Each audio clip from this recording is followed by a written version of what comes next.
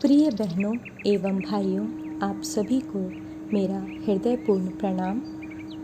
हम पढ़ रहे हैं पुस्तक व्यक्तित्व का प्रकटन, रिवीलिंग पर्सनैलिटी। आज हम इसके अध्याय 17 बिना कुछ किए बहुत कुछ करना भाग 3 को पढ़ना आरंभ करेंगे। पूज्य श्री चारी जी महाराज ने 10 जुलाई 1993 स्विट्ज़रलैंड में जो वार्ता दी थी, इस अध्याय में उसी का संग्रह है। तो चलिए शुरू करते हैं। मैं कोशिश करूंगा कि आपको अपने धैर्य की ज़्यादा परीक्षा न देनी पड़े। फिर भी यह जो प्रश्न है कि यह सब कुछ कैसे हो सकता है, वास्तव में यह एक गंभीर प्रश्न है। मेरे दिमाग में यह घूम रहा है। मैं सोचता हूँ कि इस संदर्भ में अपने कुछ और विचारों को आपके साथ बांट लूँ, क्योंकि मुझे भी कभी कभी यह बड़ा अजीब लगता है कि बिना किसी के कुछ किए कभी कभी कहीं पर कुछ कैसे हो सकता है, लेकिन यह होता है। वस्तुतः यह एक रहस्य है। जो भी लोग रहस्यों में दिलचस्पी रखते हैं, मुझे उम्मीद है उन्हें मेरी इस वार्ता से खुशी होगी। वे इस पर सोचेंगे, विचारों का आदान प्रदान करेंगे, अपनी कई रातें इस पर कुर्बान कर देंगे। इसलिए नहीं कि हम इस पर सोच रहे होंगे, बल्कि इसलिए कि ये विचार हमें जगाए रखेंगे। मैं यहाँ एक सूक्ष्म विभाजन रेखा खींचना चाहता हूँ। ऐसे अवसर आते हैं जब हम सो नहीं पाते, चूँकि हम ऐसी चीज़ के बारे में सोच रहे होते हैं जो हमें परेशान कर रही हो। व्यवसाय की समस्या, परिवार की समस्या, किसी को रोग की समस्या। वस्तुतः यह सोचना नहीं है, यह दुख है, चिंता है। मैं नहीं समझता कि किसी चीज़ के बारे में सोचते हुए कोई व्यक्ति पूरी रात जगा रह सकता है। हम रात भर तभी जगते हैं जब किसी चीज़ के बारे में चिंतित होते हैं। बाबूजी महाराज ने चिंता की परिभाषा गलत दिशा में सोचना कहकर दी है। इन चिंताओं के पीछे हमारी सोच होती है, लेकिन उसकी दिशा गलत होती है। जैसे कोई व्यक्ति कार चला रहा हो और रास्ता भूल जाए, कभी पश्चिम तो कभी पूरब, कभी उत्तर तो कभी दक्षिण, दिशाविहीन होकर घूम रहा हो। दिशाविहीन गति, दिशाविहीन क्रिया, दिशाविहीन सोच। यह सब क्यों है? इसलिए चूँकि दिशा दिखाने वाला अनुपस्थित है या सुसुप्ति में है। मेरी राय में 2 शक्तियाँ हैं जिनके द्वारा हम निर्देशित होते हैं। एक तो निश्चित तौर पर हमारा निर्देशन करती है और दूसरा निर्देशित करने की जगह ज़्यादातर हमें भटकाती है। संस्कार अपनी अपनी दिशा में हमें चलने के लिए प्रेरित करते रहते हैं। संभवतया उनके द्वारा दी गई दिशा ठीक नहीं होती, इसलिए इसे भटकाव कहना ज़्यादा उपयुक्त है। ऐसे समय में हमारे अंतर में विद्यमान परमात्मा हमारे हृदय में, जिसकी शांत उपस्थिति है, हमें हमारे लक्ष्य की ओर निर्देशित करने का प्रयत्न करते हैं। अगर हमने ऐसी क्षमता का विकास कर लिया है कि हम इसकी शांत उपस्थिति को महसूस कर सकें, इसकी शांत आवाज़ को सुन सकें, और इससे भी ज़्यादा महत्वपूर्ण यह है कि हम इसके द्वारा निर्देशित दिशा में साहस के साथ बढ़ सकें। चूँकि हमें पता नहीं होता कि हमें यह कहाँ ले जा रहा है, यह उस योजना का प्रकटीकरण है जिसके बारे में हमें कुछ भी पता नहीं है। यह हमेशा अपनी उस योजना पर भरोसा करता है जिसके उद्देश्य के बारे में हमें पता है, जिसके बारे में हमें यह विश्वास है कि हमने इसका निर्माण किया है। पुरानी कथाओं में आपने सदैव इस बुद्धिमत्ता का परिचय पाया होगा। जब भी कोई उस दिव्य उपस्थिति को पा सका है, उसके समक्ष पहुंच पाया है, उसे अंधभक्ति करनी पड़ी है। ऐसा व्यक्ति दूसरा कुछ नहीं देख सकता, कुछ और देखने की अनुमति भी उसे नहीं है। लेकिन हमारी परेशानी यह है कि हम सब कुछ देखने के लिए व्याकुल हैं। देखने को है क्या, और क्या जो हम देखते हैं वह सच है? क्या हम केवल दृश्यमान चीज़ों को ही नहीं देखते, या क्या हम वही नहीं देखते जिसे देखने की इच्छा रखते हैं? चर्च में जब हम क्रॉस को देखते हैं तो क्या देखते हैं? क्या यह क्रॉस है? कुछ लोग इसमें जड़ा हुआ सोना या हीरा देखते हैं और चुरा लेते हैं। कुछ लोग लकड़ी के उन दो टुकड़ों को देख पाते हैं जो समकोण पर एक दूसरे के साथ जुड़े हुए हैं। कुछ लोग अपनी कल्पना में कुछ और देख लेते हैं। कुछ लोग समझते हैं कि इस बिंदु पर समय और स्थान दोनों एक दूसरे से मिल रहे हैं। कुछ लोग इसमें चमत्कार देखते हैं कि इतनी महान आत्मा को इसी क्रॉस पर सूली पर चढ़ना पड़ा। कुछ लोग इसमें शाश्वतता देखते हैं। तो हम क्या देखते हैं? इसलिए मेरी राय में देखना आसान नहीं है। लोग कहते हैं देखने से भरोसा बढ़ता है। मेरी राय में यह बिल्कुल झूठा वक्तव्य है, क्योंकि कुछ लोग केवल उसी पर भरोसा करते हैं जिसे वे स्थूल रूप से देखते हैं, जैसे हाथ में बियर की बोतल, मैदान में घास चरती हुई गाय। इसलिए देखना किसी भी अर्थ में महत्वपूर्ण नहीं है। इसमें कुछ भी आश्चर्यजनक नहीं है कि अधिकांश महान लोग किसी न किसी रूप में अपाहिज थे। कुछ ऐसे थे जिनकी आंखें खराब थीं, ठीक से देख नहीं सकते थे, तो कुछ उनमें ऐसे थे जो ठीक से सुन नहीं सकते थे। महान संगीतज्ञ, महान कलाकार हेलन केलर अपने वाह चेतना के प्रति बिल्कुल संवेदनशील नहीं थीं, फिर भी वे महान व्यक्तित्व बन पाईं। जब भी हम अपनी वाह चेतना से निर्देशित होते हैं, मुझे देखना चाहिए कि मैं कहाँ जा रहा हूँ, लेकिन क्या मैं ज्यूरिख गए बिना ही ज्यूरिख देख सकता हूँ? इसलिए वहाँ जाकर जो कुछ भी मैं देख पाऊँगा, उससे कहीं ज़्यादा महत्वपूर्ण यह है कि मैं वहाँ जाकर क्या देखूँगा। उसे यहाँ देखूँ, इसे हम भूल जाते हैं।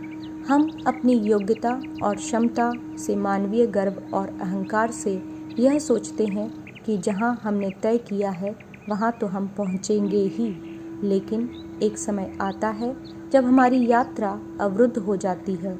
इसी समय के लिए हम यहाँ तैयारी करते हैं, जिससे बीच में ही कहीं हमारी यात्रा अवरुद्ध ना हो जाए। शारीरिक रूप से भले ही इसका अंत हो जाए, लेकिन वस्तुतः इस यात्रा का अंत नहीं होता। हम यह जान लेते हैं कि हमारी शारीरिक मृत्यु के बाद हमारी ये 5 कर्मेंद्रियां हमारा साथ छोड़ देती हैं। ये हमारा मार्गदर्शन करना बंद कर देती हैं। ना हम देख पाते हैं, ना सूंघ पाते हैं, ना स्वाद ले पाते हैं, ना स्पर्श कर पाते हैं, ना महसूस कर पाते हैं, और ना ही हम कोई योजना बना पाते हैं। शायद हम सोच भी नहीं पाते। फिर हमें क्या करना चाहिए? मैंने आपको बताया कि हमारी पैदाइश के पहले भी हमारा जीवन था और हमारी मृत्यु के बाद भी हमारा जीवन चलता रहता है और इसे अनवरत आगे ही बढ़ते रहना चाहिए। अगर हमारा यह जीवन संस्कारों से लदा रहता है और वास्तव में अंधा, बहरा और चेतना शून्य बना रहता है, तो फिर हम इसी प्रकार का शरीर धारण करते हैं और अपनी इन्हीं 5 कर्मेंद्रियों की सहायता से एक बार फिर विकास के पथ पर आगे बढ़ने का प्रयत्न करते हैं। इसलिए मैं साहस के साथ कह सकता हूँ कि पुनर्जन्म का यह सिद्धांत उन्हीं पर लागू होता है जो इस पर विश्वास करते हैं, जिनकी आत्मा अंधी है। ऐसा नहीं है कि आत्मा अंधी होती है, बल्कि मृत्यु के बाद भी जो संस्कार इस आत्मा पर लदे होते हैं, वे इसे अंधा और चेतना शून्य बना देते हैं। ऐसी ही आत्मा फिर से शरीर धारण कर नए सिरे से अपनी यात्रा शुरू करने का प्रयास करती है। लेकिन अगर हमने सावधानीपूर्वक दूसरे साधनों का उपयोग कर, भावातीत तरीकों का अनुपालन कर आगे बढ़ने का प्रयास किया, तो आत्मा विकास के पथ पर आनंददायक गति से आगे बढ़ती है और इसे यह एहसास भी नहीं रह जाता कि यह किसी शरीर में है या नहीं। मैं इस बात से पूर्णतया आश्वस्त हूँ कि अगर ऐसे व्यक्ति की मृत्यु होती है तो वह यह नहीं जान पाता कि उसकी मृत्यु हुई है। यह बस उसी तरह है जैसे कोई अपनी कार से निकलकर अपने घर में प्रवेश करता है। वह अपने को उन्मुक्त महसूस करता है। अपनी बाहें फैलाकर आराम की मुद्रा में वह गहरी सांस लेता है, पैर फैलाता है और कहता है, शुक्र है कि यात्रा समाप्त हो गई। हमारी इस यात्रा का, इस सांसारिक अस्तित्व का पूरी तरह से अंत हो जाता है। ऐसा हो पाए इसके लिए क्या हमें कुछ करना चाहिए? या इसे स्वतः होने देने के लिए छोड़ देना चाहिए? फिर यही प्रश्न हमारे सामने आता है। कल किसी ने मुझसे कहा, हम हैं या नहीं, यही प्रश्न है। परंतु यहाँ यह सवाल नहीं उठता। शेक्सपियर के लिए तो यह ठीक है कि उसने शब्दों का उपयोग किया और कई शताब्दियों तक इन शब्दों को दोहराया जाता रहा, लेकिन यहाँ चयन की स्वतंत्रता हमें नहीं है। हमारा होना निश्चित है, अस्तित्व निश्चित है, लेकिन यहाँ हमें इसकी कोई स्वतंत्रता नहीं है कि हम यह तय करें कि हमें होना है या नहीं होना। यही वह प्रश्न है जो हमारी मुसीबत में हमारे सामने आकर खड़ा हो जाता है। मेरा उपवास है, स्टेला आकर कहती है। चारी जी, अगर आप खाना चाहें तो रात का खाना टेबल पर लग गया है। हाँ, लेकिन मेरा तो उपवास है। ठीक है, मैं यह आप पर छोड़ती हूँ। विनम्र मेजबान होने की वजह से वह भोजन कक्ष में प्रवेश करती है। मैं हालांकि संवेदनशील अतिथि नहीं हूँ, फिर भी उसके पीछे भोजन कक्ष में प्रवेश करता हूँ। टेबल पर रखी तमाम सामग्रियों की तरफ मैं आकृष्ट होता हूँ और लालचवश मैं कहता हूँ, केवल एक गिलास संतरे का रस। इस तरह मेरा उपवास टूट जाता है। फिर चेतना शून्य अवस्था में बायां हाथ स्वतः बकेट की तरफ मुड़ जाता है और दाहिना मक्खन की तरफ। हम इसे भी खा लेते हैं। फिर हम कहते हैं, मेरा इरादा खाने का तो कतई नहीं था। स्टेला मुस्कुराकर कहती है, लेकिन आपने तो खाया, और अब जब आपने खा ही लिया है तो क्यों नहीं इसे पूरी तरह खत्म कर देते हैं। मैं कहता हूँ, ठीक है, चलो कल उपवास कर लूँगा, और इस तरह यह उपवास टलता जाता है। इसलिए करें या ना करें, इस दुनिया की मनः स्थिति का सामना हम हर क्षण कर रहे होते हैं। किसी ने ठीक ही कहा कि हम हमेशा इस दुविधाग्रस्त मनः स्थिति के शीर्ष पर बैठे हैं। केवल दो स्थितियां हैं, करें या ना करें।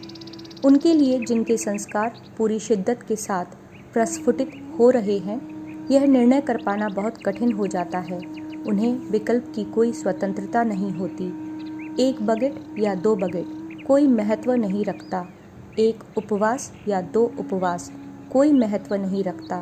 1 पौंड या 2 पौंड वज़न का बढ़ना कोई महत्व का विषय नहीं रह जाता। हम इसी तर्क की कसौटी पर भी कसकर अपने आप को संतुष्ट कर लेते हैं। जब मैं किसी के यहाँ ठहरा हुआ हूँ, मुझे एक विनम्र अतिथि की भूमिका में होना चाहिए। ऐसा अतिथि जो अपने मेज़बान की प्रशंसा करे, जो कुछ उसे मिले उसके लिए उसका धन्यवाद करे। मैं समझता हूँ कि तर्क की कसौटी पर पूरी तरह संतुष्ट होना आध्यात्मिक जीवन का शत्रु है। यह बात मैं बुद्धिमान होने के नाते नहीं कह रहा हूँ। पक्की धारणा और पूर्ण विश्वास के साथ मैं उसे दोहरा रहा हूँ। मैं नहीं जानता कि बुद्धिमान लोग या मनोवैज्ञानिक लोग इसे मानेंगे या नहीं। तार्किकता आध्यात्मिक जीवन का शत्रु है। सच कहूँ तो तार्किकता केवल हमें दिलासा देने के लिए होती है, क्योंकि हमने वह नहीं किया जो हमें करना चाहिए था, यह जानते हुए कि जो हमने किया वह हमें नहीं करना चाहिए था। मैंने ना खाया होता और 2 घंटे बाद हमारी विनम्र मेज़बान आती और कहती, मैंने तो आपको खाने के लिए दबाव नहीं डाला था, मैंने तो आपको केवल इतना बताया था कि खाना टेबल पर लग गया है। इस तरह हम जानते हैं कि हर चीज़ लौटकर हमारे पास ही वापस आ जाती है। जो कुछ भी हम सोचते हैं या करते हैं वह लौटकर हमारे पास वापस आ जाता है।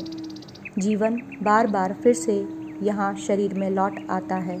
इंद्रियों पर अपनी निर्भरता के कारण, चूँकि यह उनके बिना चल ही नहीं सकता, वैसे ही जैसे बिना चश्मे के मैं देख नहीं सकता। कुछ लोग बिना श्रवण यंत्र की सहायता के सुन नहीं सकते।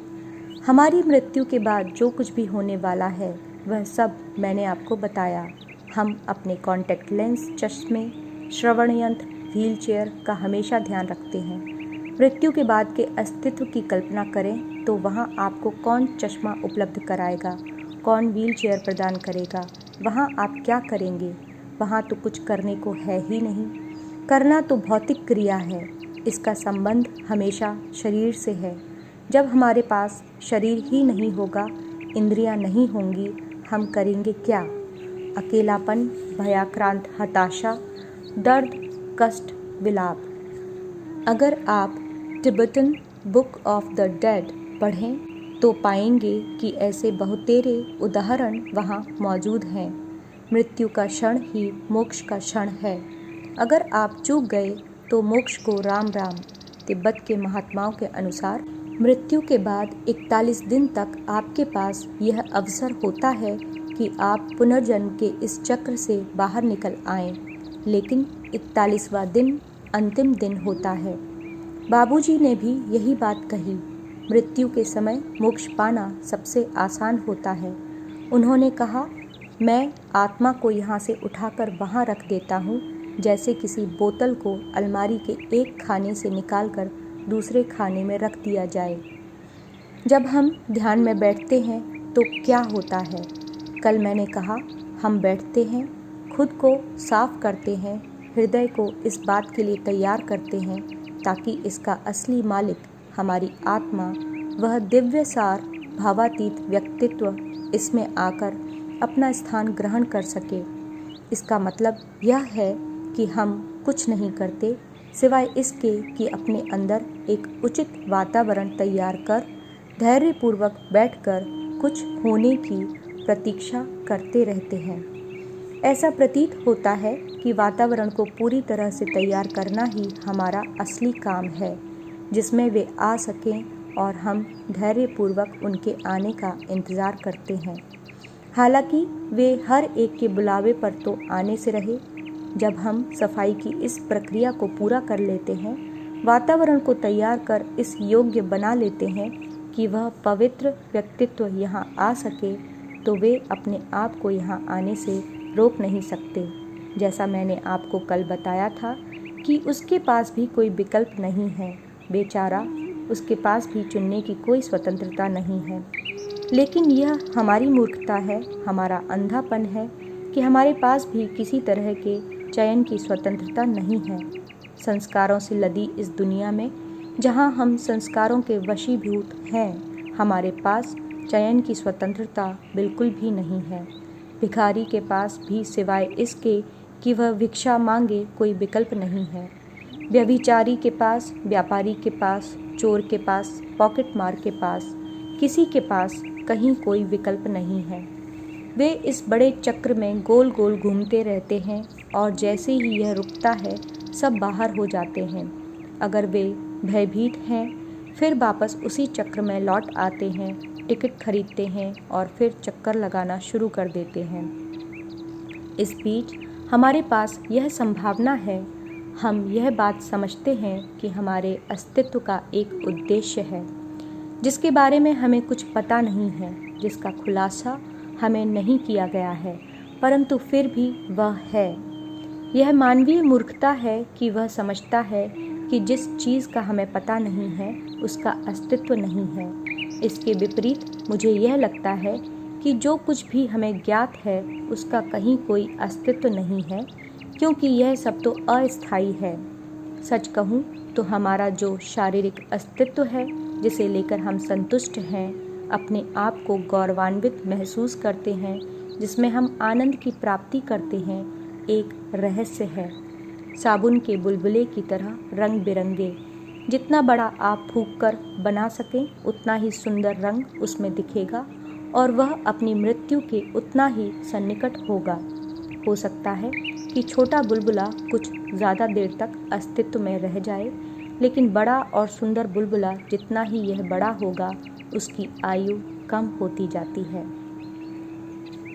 इस अध्याय को हम यहाँ विराम दे रहे हैं। इसे हम इसके अगले भाग में पूरा करेंगे। तब तक के लिए आप सबका हृदयपूर्वक धन्यवाद एवं आभार।